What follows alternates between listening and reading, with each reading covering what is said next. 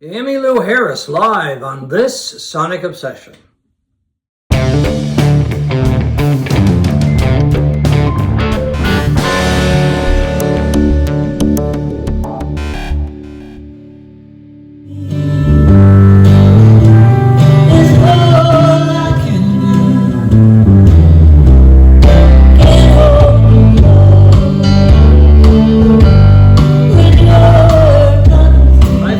John Whidden. Right over there is Steve McLeod, and today an appreciation of a wonderful concert by Emmylou Harris.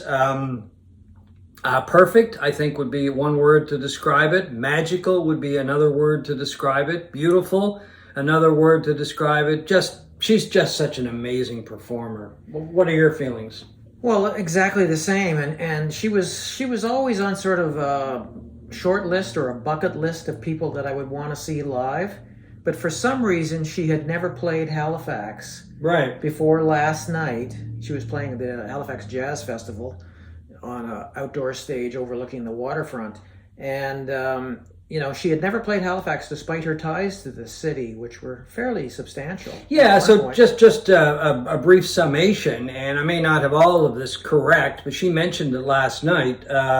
It was January of 1977, and she got married in Halifax, and she got married, as I was told a few months ago by a chap I know, in the north end of Halifax, in the backyard, apparently. But I don't know about the backyard part, because it was in January. Yeah, that doesn't seem likely. But anyway, and there was a blizzard, apparently, either just before the wedding or around the wedding. But anyway, she married Brian Ahern, who was a well-known Halifax musician, involved in the music scene, I should say. And if my memory serves me correctly, he was part of the crew of Sing Along Jubilee, right, many, many years ago. In the 60s and 70s, it was almost a nightly ritual to watch Sing Along Jubilee. It was a weekly program that showcased usually a regular band of singers and musicians from Atlantic, Canada. And dancers. And he was not only a guitar player on the show, but he also had hand in production. Yeah. And he became this world-renowned producer through people like Anne Murray and Emmylou Harris and all of that. Well, he was, he produced a number of Emmylou Harris's albums. Yeah, I think 14 is what I read. Was it 14? And then she even mentioned last night what a great producer he is. But anyway, they were married for a number of years, got married here. They have a daughter together. And anyway, she just mentioned it briefly last night, said she was going to see some relatives after the show. But unlike you, I've been an Emmylou Harris fan since... Gosh, I'm going to go back to like 1977, or maybe even earlier than that. Well, this was her debut in 1975, Pieces of the Sky, produced by Brian Ahern. Okay, well, that's when I clued into her. And what a beauty. Yeah. She was, and still is, actually. Yeah. I've got Blue Kentucky Girl, which was 1979. Luxury Liner. This was an album that you saw in a lot of collections in the 1970s. When did that come out? 1976. And what is this one here? Quarter Moon. Yeah.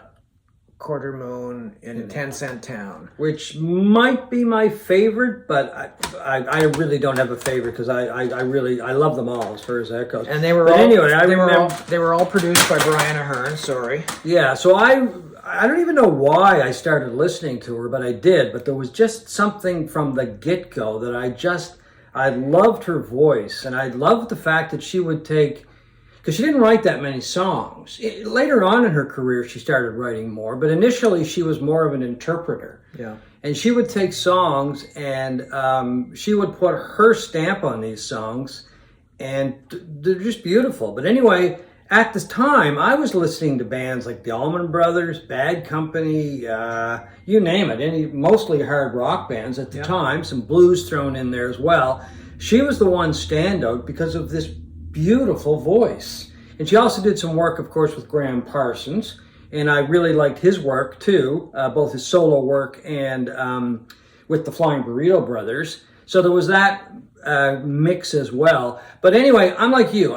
For years I said, why doesn't she come to Halifax? Yeah, I always fantasized that it had something to do with the breakup of her marriage, because she was married to Brian Ahern for probably less than a decade. And I thought maybe she holds something against Halifax because of that. But she certainly seemed to be happy to be there last night. Oh, I think she was having the time of her life. And she praised Brian Ahern as someone who was still a friend of hers. You know, they had a daughter together and now grandchildren together as a result of that. And she seemed to be thrilled to be there. And well, she made a couple of comments. She was just looking out. I mean, we couldn't see the crowd because, well, we were in the first row. He got tickets the in the front row. For us in the front. And that's not because I have any drag. I just get on. So the minute they went on sale, I got the tickets. So I'm in Steve's good graces for a while for that. But anyway, she made a couple of comments. She was looking at the crowd. Very appreciative crowd. I ran into a number of people at the show who are, like me, big Emmylou Harris fans. And you could tell that they had just a wonderful time. Really looking forward to it before the show, and you know, during the show I talked to a couple people, or after the show rather, and everybody that I talked to or was having a brief conversation with had a wonderful time as well. But yeah, she made a couple comments about what a beautiful sight it was when she was looking out over the crowd, and she could see the harbor. We couldn't see the harbor unless we stood up and looked backward, but it must have been a beautiful sight. Yeah. There was a risk of heavy rain. Rain showers. We didn't get them. A little bit of rain at the very end of the show. And then, of course, when we got in the car, it poured rain. So we didn't have to, the rain didn't take away from it. I don't think it would have bothered me anyway, to be honest with you. Let it rain, because she was just putting on such a great show. Yeah, I didn't recognize the names of anybody in her band, you know. Me either. But they were a crack band, as you would expect. Oh yeah, these guys were great. Just a crackerjack bunch of musicians. I mean, she's had some people in her band, just great musicians. Ricky Skaggs has played with her over the years. I think Vince Gill played with her. Barry Tashian, who used to be with Barry Tashian and the Remains. Albert Lee played with her for a while, the wonderful British guitar player. Daniel Lanois, well, he produced some of her material. Neil Young, of course, played with her on record anyway, some backup vocals. I'm trying to think of some other musicians. Well, Buddy Miller, this is the one that Buddy Miller comes to mind for me, because I just loved it. I think this is one of her most underrated albums, Spy Boy. And Buddy Miller, I think, is one of the most underrated guitar players on the planet, you know, with his this incredible guitar tones and textures that he has. And this is a fantastic album.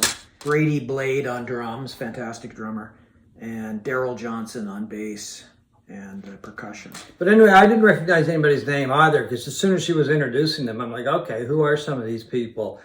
Three of the musicians were multi-instrumentalists. The chap whose main instrument was on keyboards also played accordion, and he played guitar as well. And sang harmonies. And sang. The bass player, well, he played bass and stand-up bass, and I guess that would count as multi-instruments. And he sang as well. The guitar player sang as well.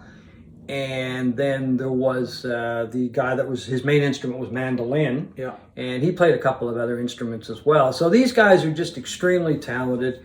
Very tight, a lot of respect there. You could tell that just from the way the interaction on stage and between each other. And they're just musicians. They get up there and they play. There's no stage show in the sense that, you know, there's no heavy lighting or anything like that. There was lighting, you know, to get the atmosphere and the mood and that kind of thing. But it's all about the music, folks. And that's why I think Emmylou Harris and people like her, and I'll bring up John Haidt because I saw him recently.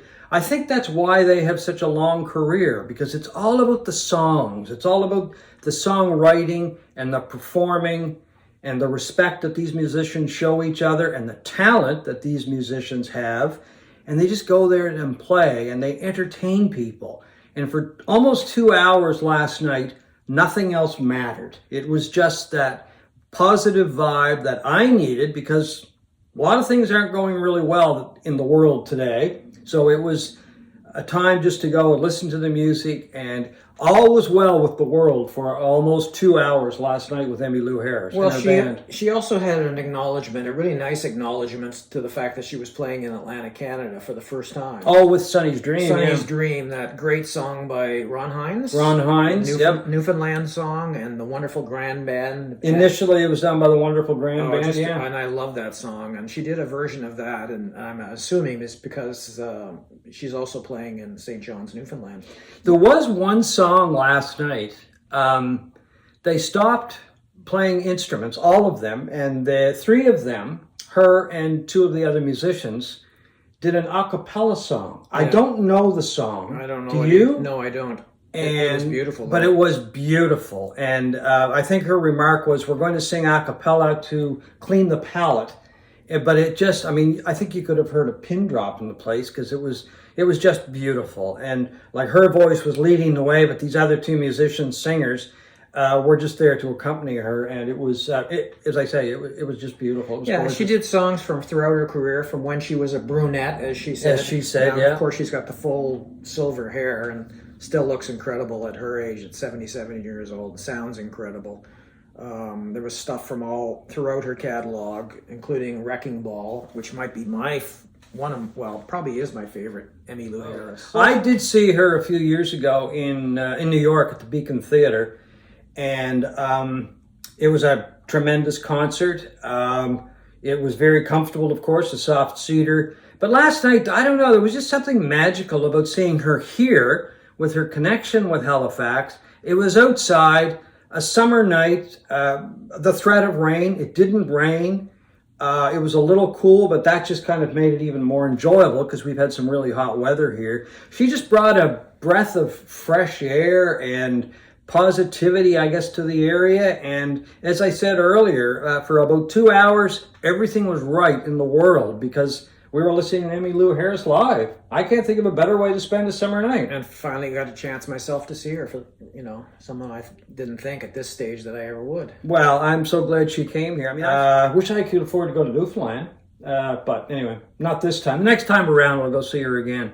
Anyway, folks, that is our appreciation of one of the greatest singers and interpreters and songwriters, because she's written some very, very good songs. Emmylou Harris, who we saw live last night. So thank you for watching this Sonic Obsession.